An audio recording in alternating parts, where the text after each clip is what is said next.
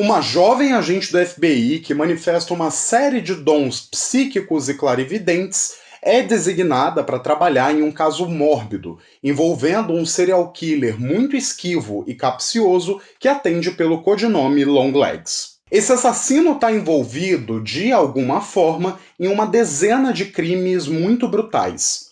São chacinas de famílias inteiras, e o mais curioso de tudo isso é que o envolvimento dele só é notado graças a uma série de mensagens codificadas que ele deixa para trás nos locais de massacre. Eventualmente, esse confronto vai se encaminhando para aquela clássica história de gato e rato que a gente já é bem acostumado a ver em thrillers policiais, tanto que o filme não esconde suas inspirações, por exemplo, em O Silêncio dos Inocentes e também Seven, Os Sete Crimes Capitais. Só que existe um temperinho especial aqui. Um temperinho que tem muito a ver com satanismo, um marketing de primeira linha, Nicolas Cage fantasiado de Miss Piggy e, é claro, o envolvimento de um dos Nepo Babies mais talentosos dessa nossa Hollywood assombrada. Meu nome é Gustavo Fiô e esse é o Fita Maldita, e hoje eu convido vocês para desvendarmos as conspirações de um assassino em série enquanto somos assolados, pouco a pouco, por visões tenebrosas do demônio.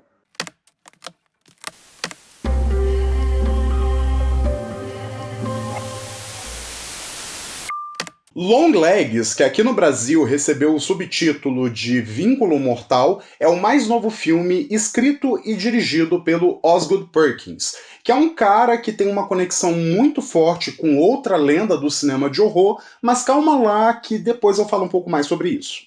O filme foi distribuído pela Neon, que é uma produtora barra distribuidora de circuito independente norte-americano. Eles são conhecidos por levar muitos filmes de fora para os Estados Unidos, inclusive produções que acabaram tendo certo destaque nas temporadas de premiações, como é o caso de Parasita, Retrato de uma Jovem em Chamas e, mais recentemente, Anatomia de uma Queda. A Neon tem se destacado aí nos últimos anos porque eles têm feito um esforço muito nítido de diversificar o catálogo deles e abraçar a maior quantidade possível de produções originais. E eles têm ganhado muita atração no cenário do terror, sobretudo nesse ano, porque eles também ficaram com a distribuição do Imaculada, aquele filme da Sidney, e também do Cuco, o filme de terror da Hunter Schafer, que eu tô doido pra ver. Essa predisposição para fazer arte original num período em que a gente só vê sequência, continuação, reboot e os caralho a quatro, tem feito muito bem para Neon enquanto empresa mesmo. Porque aqui a gente vê um investimento grande que muitas vezes acaba dando um bom retorno, como é o caso inclusive do Longlegs, que já se tornou a maior bilheteria da história do estúdio. E assim, eu tô fazendo essa baita introdução falando da Neon porque eu acho que um dos fatores que fez com que Longlegs tenha tomado toda essa proporção que tomou é justamente uma campanha de marketing das boas, que inclusive tem reflexos da divulgação de A Bruxa de Blair, por exemplo. Isso fica ainda mais curioso quando eu digo que talvez Longlegs seja o filme de terror mais simples do ano, contrariando várias das expectativas lançadas por esses teasers cheios de mensagens crípticas e pistas bizarras. Ainda assim, é por operar nessa simplicidade que talvez ele acabe sendo um dos lançamentos mais memoráveis de 2024. Mas vamos lá! Aqui a gente tem a agente Lee Harker, interpretada pela Michael Monroe, que, como eu tinha dito lá no começo do vídeo, é essa agente da FBI designada para trabalhar no caso do Longlegs. O serial killer, que, como todo mundo já deve saber até essa altura do campeonato, é interpretado pelo Nicolas Cage. Inclusive, esse vídeo vai ter spoiler, então se você não quiser, sei lá, ver a cara do Nicolas Cage como Longlegs, eu acho melhor você sair logo daqui. E eu tô falando isso porque talvez a parte mais impressionante de toda essa campanha de divulgação que antecedeu o lançamento do Longlegs foi justamente a ausência do Nicolas Cage do material promocional.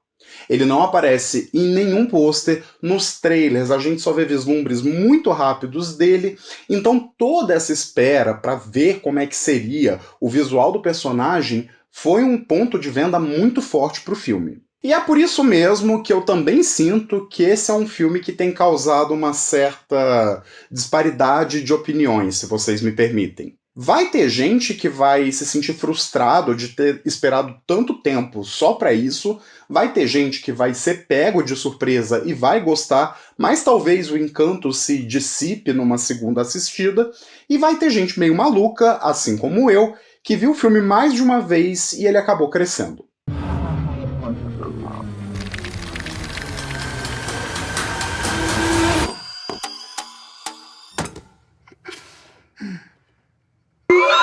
Uma das coisas que eu gosto muito no trabalho do Osgood Perkins, principalmente no Maria e João, é essa atenção aos detalhes e como ele incorpora isso, as narrativas dele, para criar camadas de antecipação, de foreshadowing.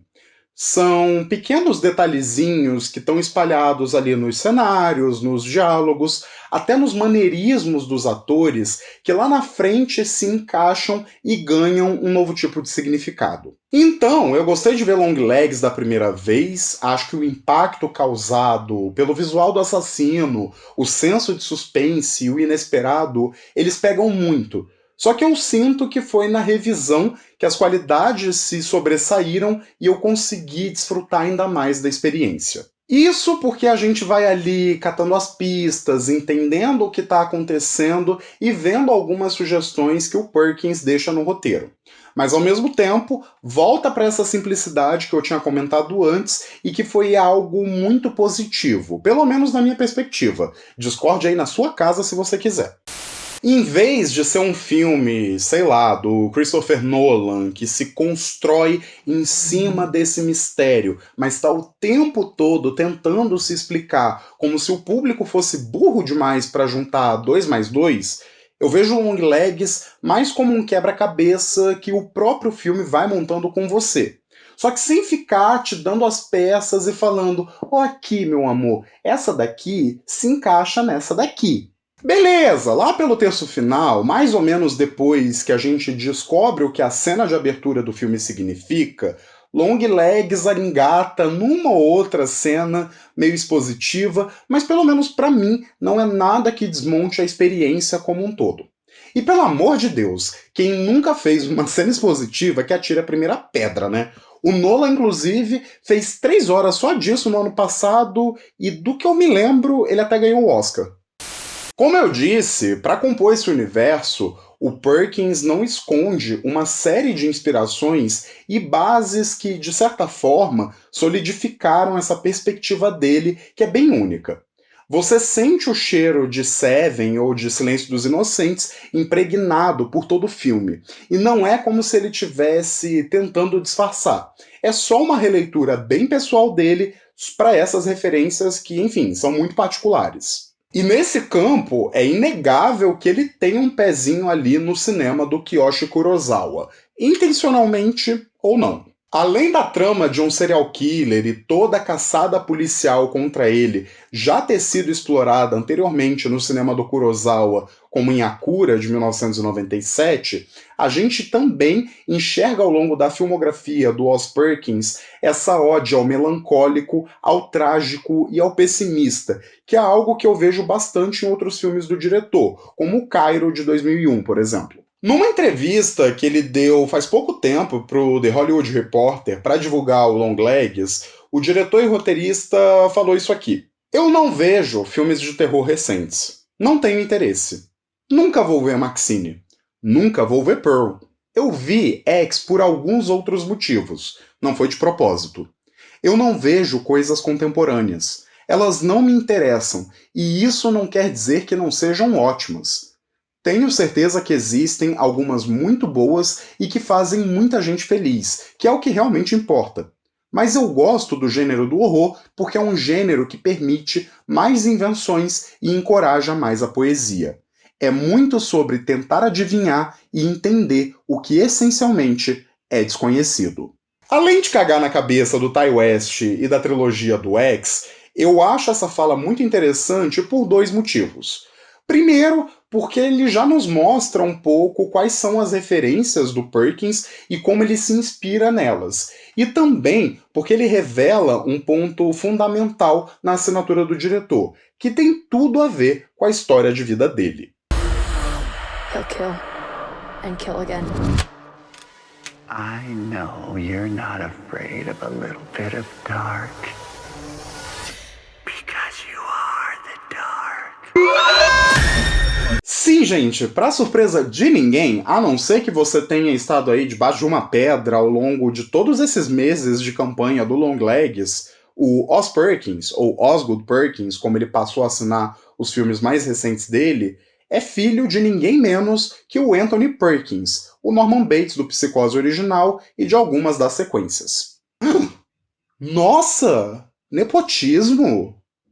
Em Hollywood! Tá, mas convenhamos, a gente sempre faz piada com essa galera que consegue uma porta mais fácil nessa indústria por causa das conexões familiares e tal, mas assim, ai gente, sei lá, se até as filhas do Adam Sandler agora têm o próprio filme delas, eu é que não vou ter problema com o filho do Anthony Perkins em especial. E parte disso, eu sinto, tem muito a ver com o fato de que a carreira do Osgood é cheia de reflexões bem potentes a respeito de sua própria vida familiar e também a vida e a carreira do seu pai, o que por si só já separa ele, para mim, de boa parte desses nepo babies do cinema contemporâneo. Existe muita coisa interessante a ser comentada sobre a vida e a carreira do Anthony Perkins, desde a ligação dele com a franquia Psicose, até a sexualidade dele, que acabou sendo um tópico bem triste até, já que ele passou boa parte da vida dele fazendo terapia de conversão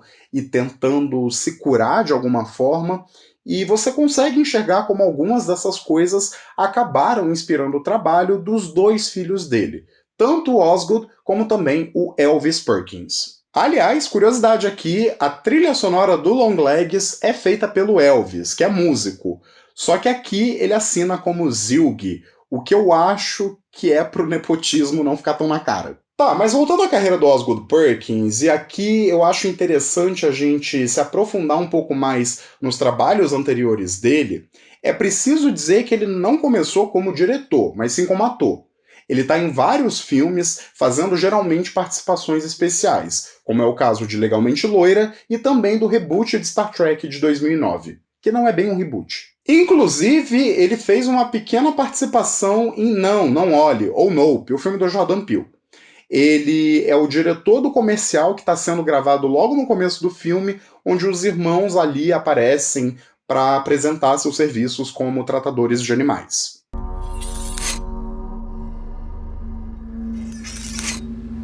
Tell me the fairy tale again. It's too scary, start seeing things that aren't there.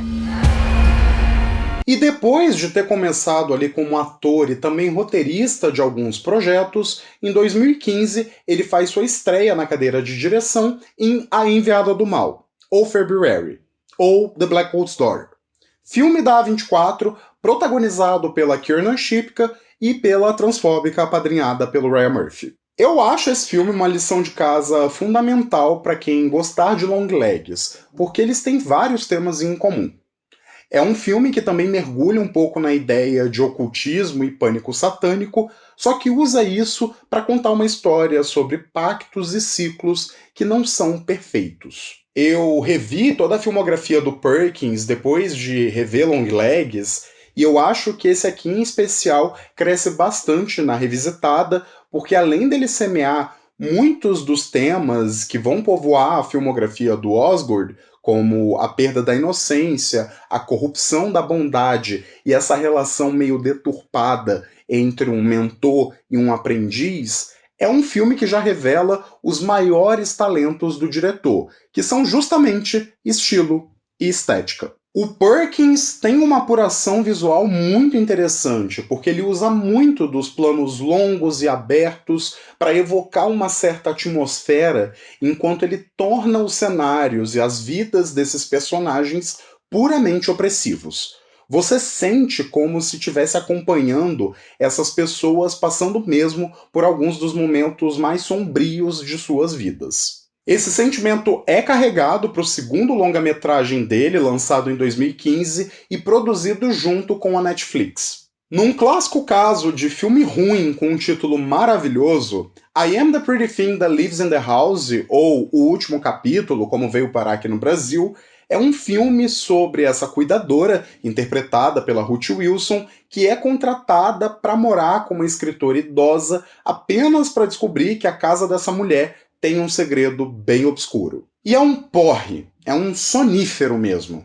Eu acho que eu tentei começar esse filme umas 3 vezes antes de assistir ele de fato, completo e tal, e revendo dessa vez, apesar de ainda ter achado muito chato, pelo menos você consegue notar várias dessas assinaturas pessoais do Perkins. Em 2020, ele teve um ano bem movimentado, com 2 projetos saindo ao mesmo tempo. O primeiro deles foi um episódio da segunda temporada do reboot de Além da Imaginação, que, eu devo confessar, não vi. O segundo, que talvez tenha sido o que me fisgou nessa filmografia do Perkins, foi Maria e João, O Conto das Bruxas. Filme que eu já comentei aqui no canal em um vídeo próprio, eu vou deixar ele linkadinho aqui em algum lugar, mas que eu também vou voltar a falar em breve por aqui, porque eu ainda tenho algumas coisas a dizer sobre ele. Então fiquem de olho. Number ones, they scared me. Hello? Aí agora, em 2024, a gente chega em Longlegs, o quarto longa-metragem dirigido pelo Osgood, e como eu já falei, é um filme simples. No entanto, o charme para mim é perceber todos esses elos de ligação na filmografia dele e como isso conversa com aquele que é o seu melhor projeto até o momento. Longlegs parece, naturalmente, uma evolução de tudo que o Osgood veio fazendo ao longo da última década. As temáticas dos filmes anteriores estão lá, o apreço pelo visual e por um senso muito único de atmosfera, esse sentimento opressivo que parte geralmente da destruição de estruturas familiares. Se você parar para notar bem, todo filme do Osgood, de um jeito ou de outro, mostra essas famílias que são marcadas por tragédias. Seja os pais de uma menina assassinada há muitos anos, que sem saber dão carona para a assassina dela, ou até mesmo 2 crianças sem pai nem mãe perdidas pelo mundo e que acabam indo parar direto na frigideira de uma bruxa. Longlegs não é diferente. É um filme que gira em torno do trauma causado por esse assassino em várias famílias e como esse trauma respinga até mesmo na família de uma pessoa inocente, que é a Lee Harker. Ao longo do filme, a gente vai descobrindo como esses laços são formados bem baixo do nosso nariz o tempo todo. E por isso eu odeio o subtítulo brasileiro, porque eu acho que ele já te entrega o spoiler de bandeja. E se tu não sabia qual era o spoiler até agora, vou te contar. O filme mostra, ali pelo terço final, que a Lee tem uma conexão bem mais profunda com o Longlegs do que ela imagina. Não só ela quase foi uma vítima dele quando era criança e acabou se esquecendo de tudo isso, como também a sua mãe acabou auxiliando o criminoso desde então em todos esses atos sanguinários.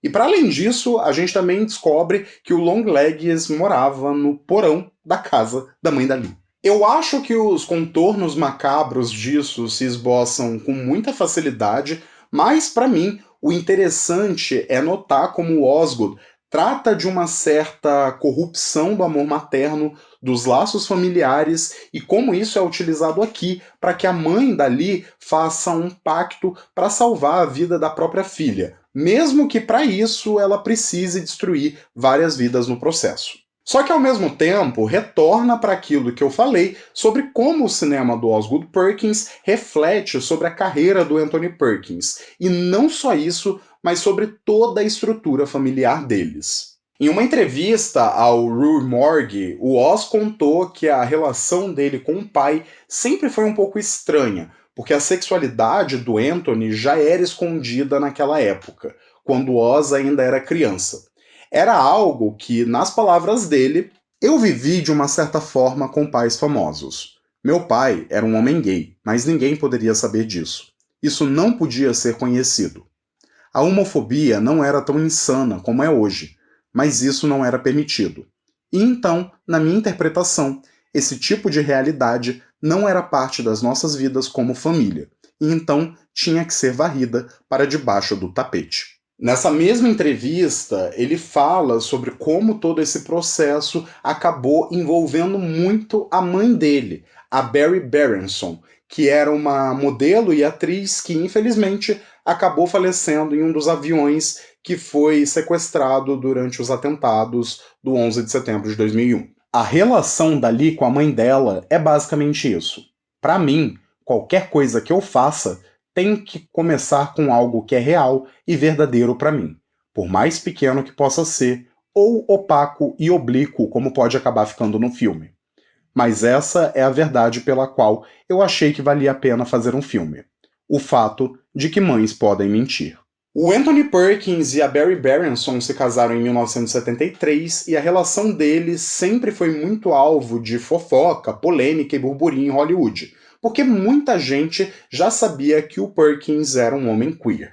Só que com o passar dos anos, o Anthony passou por todo esse processo de homofobia internalizada, ele fez sessões de terapia de conversão com uma psicóloga que fazia sessões de eletrochoque nele, e isso claramente deixa marcas. Marcas que não só feriram ele, mas também a própria família como um todo. Em algumas entrevistas, o Osgood fala sobre como Longlegs partiu um pouco desse sentimento muito conflitante em relação à sua própria família, a relação com sua mãe, e como ele enxerga os rumos sombrios que o amor materno podem tomar para salvar ou proteger sua cria. E aí a gente acaba entrando nessas questões meio pessoais, né? A mãe do Osgood sempre teria ajudado, de certa forma, a encobertar essa homo ou bissexualidade do Anthony Perkins, enfim, e isso até o fim da vida dele,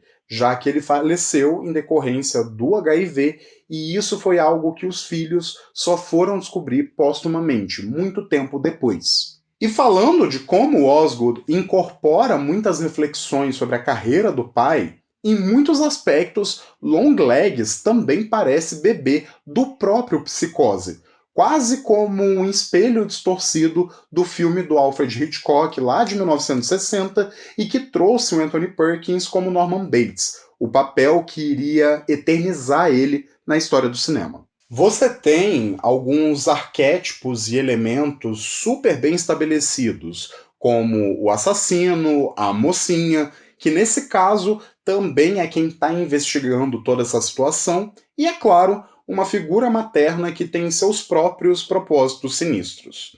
E além de toda a questão de um serial killer em si, é muito interessante que o personagem é um tanto ambíguo em relação à sua própria expressão de gênero. Falando, aliás, nesse ponto dos arquétipos, eu gosto muito de como o filme vai inserindo cada personagem em uma parte diferente. O começo do filme é muito dedicado ali a você conhecer e comprar essa missão junto com ela.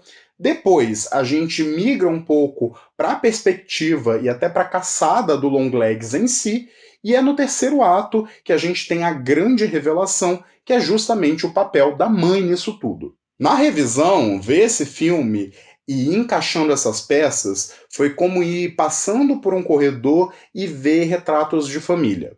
Porque primeiro a gente conhece essa filha, inclusive a gente vê ela primeiro criança, sem saber que é ela, depois a gente passa para essa figura paterna meio esquiva, distanciada e muito bizarra, e depois a gente tem as fotos da mãe, que revelam um segredo ainda mais perturbador. Curioso, inclusive, porque o A Enviada do Mal, ou The Black Coat's Daughter, faz algo bem parecido. Também é um filme dividido em 3 capítulos, e essas partes meio que vão mostrando diferentes ligações entre personagens que protagonizam cada ato. Por isso, eu acho que é um filme que vale muito a pena conferir ou reassistir se você gostou do Longlegs. E vê só, a gente precisa, pelo amor de Deus, de uma vez por todas, entender que pessoas, artistas, autores não criam arte usando a realidade como uma base fixa e imutável, como se as ações e atitudes dos personagens refletissem as ações e atitudes dos criadores. Eu acho, inclusive, que essa é uma questão de interpretação de texto que a gente precisa muito bater na tecla, porque as pessoas estão cada vez mais imbecis. Então, eu não tô aqui de forma alguma dizendo que o Osgood Perkins tá ali falando que a mãe dele era uma serial killer, nem nada do tipo, tá? Não é isso. Mas é interessante notar como esses ecos da história familiar do Oz e também do Anthony Perkins respingam nessa arte. Eu sinto que acrescenta uma camada mais profunda de significado, não só a esse filme, como também a toda a carreira do diretor. But you didn't. And that has led to all of this.